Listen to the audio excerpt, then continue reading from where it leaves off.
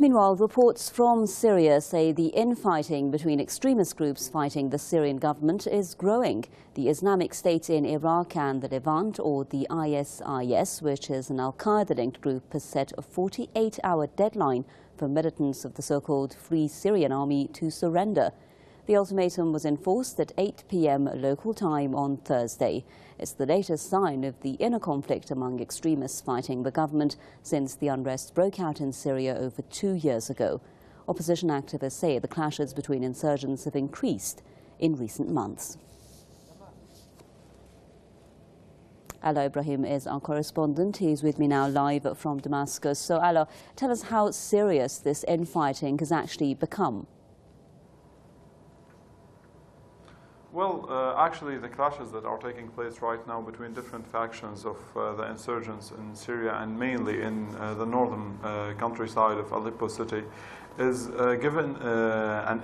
it's being exaggerated for media purposes to further accentuate the fact that that there are what the Western mass media calls moderate rebels and more extremist rebels in reference to Al-Qaeda, while in fact everyone who has been in the northern countryside of Aleppo or northern Syria in general can tell you that the main fighting force for the opposition in these areas are the insurgents coming from abroad, foreign insurgents, mainly with direct links to Al-Qaeda, whether they are the ISIS, the Islamic State in Iraq and in Sham, or the Jabhat Al-Nusra, Al-Nusra Front, which is another proxy of Al-Qaeda here in Syria.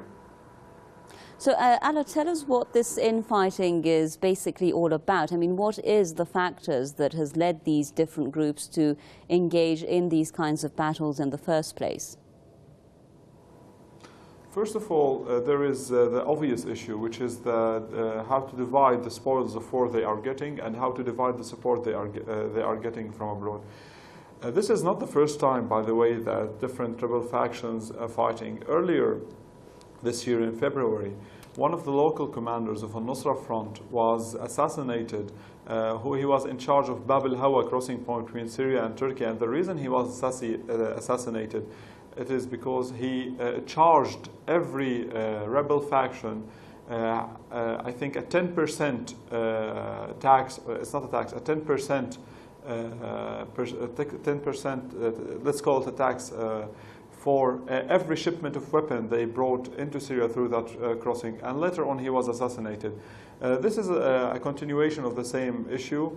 The fighting started near the borders because this is where all spoils of war are there, the money coming from abroad, the arms coming from abroad, and in addition to the money that different insurgents faction make out of the people living in that area, whether they collect it as they call it donations for the revolution, according to them, or the money they charge people for crossing the borders.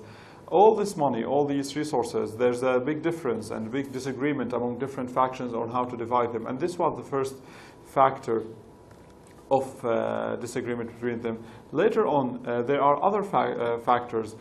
Some factions, such as the Tawhid Brigade, is known to be closely affiliated to the Turkish intelligence, and as a result, they have a different agenda from other factions, and consequently, they will clash with different factions because every faction is trying to advance its own agenda.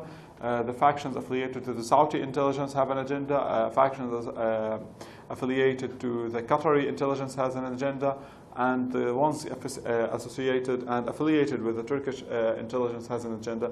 As a result, different agendas are clashing on the ground in some areas. But I think a very important point that we should take into consideration, and that is there is no real difference between these different factions of insurgents.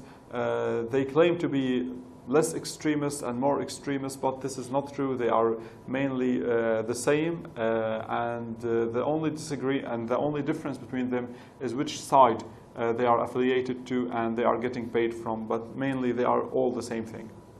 Hello, Ibrahim, our correspondent with us there live from Damascus. Thank you.